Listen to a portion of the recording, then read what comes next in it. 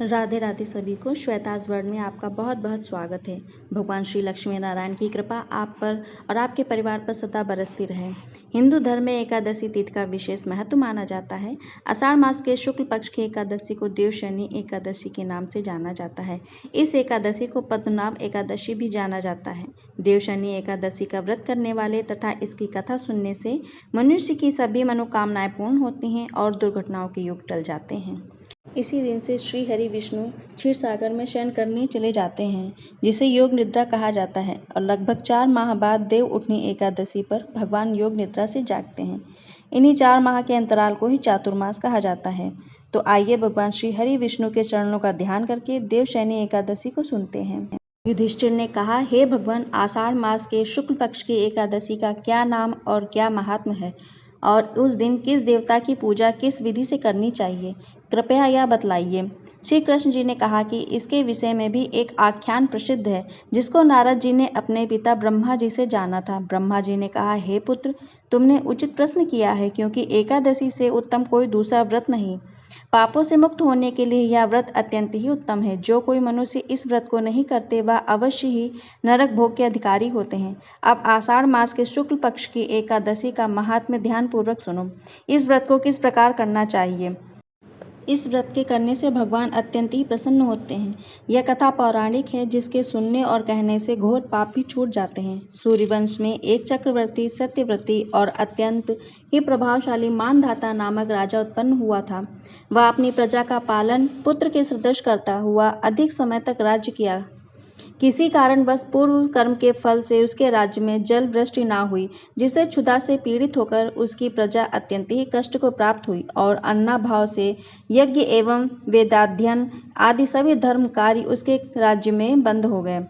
कुछ काल के उपरांत क्षुधा से व्याकुल प्रजाजन आपस में सम्मत करके राजा के पास गए और हाथ जोड़कर अत्यंत ही नम्रता के साथ कहा, हे महाराज, सभी सृष्टि का मूल कारण वर्षा ही है। वर्षा के ना होने पर आपकी सारी प्रजा क्षुधा से व्याकुल होकर तड़प रही है। हे राजन, अब आप कोई ऐसी युक्ति करिए जिससे सभी प्रजा का कष्ट निवृत्त हो जाए।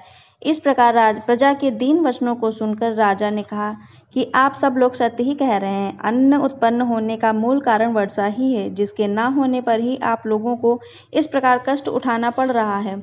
यह दोष बिना राजा के त्रुटि के नहीं उत्पन्न होता, परंतु मैंने बहुत विचार कर देखा कि मेरी किस त्रुटि से आप लोगों को यह कष्ट सहना पड़ रहा है, परंतु मेरी समझ में त्रुटि कुछ नहीं समझ पड़ती।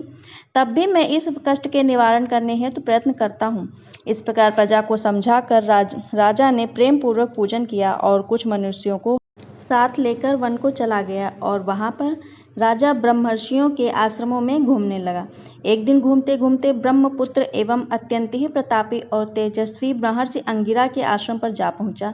वहां पहुंचकर राजा अपने वाहन को त्याग कर उनके निकट गया और हाथ जोड़कर महर्षि को प्रणाम किया। महर्षि ने भी राजा को स्वस्ति वाचन पूर्वक आशीर्वाद देकर उनका कुशल मंगल ज्ञात किया और आने का कारण पूछा। तब राजा कुशल मंगल कहने के पश्चात अपने आने का कारण कहा, हे महाराज, मैं धर्म पूर्वक सुचारू रूप से अपनी प्रजा का पालन पुत्रवत करता था, परंतु नहीं मालूम मेरे पूर्व कर्म के किस पाप के कारण मेरे राज्य में 3 वर्ष से बराबर वर्षा नहीं हो रही है, जिससे मेरी प्रजा अत्यंत ही कष्ट भोग रही है। यही पूछने के निमित्त और अपनी प्रजा को कष्ट से छुड़ाने के लिए आपके पास आया हूँ। राजा के इस कष्टपूर्ण बात को सुनकर महर्षि ने कहा, हे राजन, यह युग सर्व युगों में श्रेष्ठ है, कारण कि इस युग में धर्म 4 पदों से वर्तमान है। इसमें तपस्या आदि धर्म कार्य ब्राह्मण ही कर सकते हैं, अन्य जाति नहीं कर सकती। इस समय तुम्हारे राज्य में एक शूद्र घोर तपस्या में कटिबद्ध है। इसी दोष के कारण तुम्हारे राज्य में वर्षा नहीं हो रही है। अस्तु अपने राज्य और अपनी प्रजा के कल्याण के लिए उस शूद्र तपस्वी का वध कर दीजिए। राजा ने कहा, हे मुनि जी, इस प्रकार निरपराध शूद्र तपस्वी को भी मैं मारने में असमर्थ हूँ। अस्तु आप और कोई दूसरी युक्ति को बतलाइए, जिससे मेरे राज्य का कष्ट मिट जाए।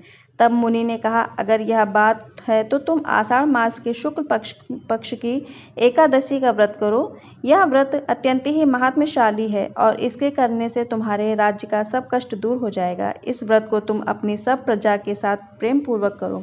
इस प्रकार मुनि की आज्ञा से शिरोधार्य करके राजा अपने घर चला गया और सब प्रजा सहित आषाढ़ मास की शुक्ल पक्ष की एकादशी का व्रत प्रेम पूर्वक किया।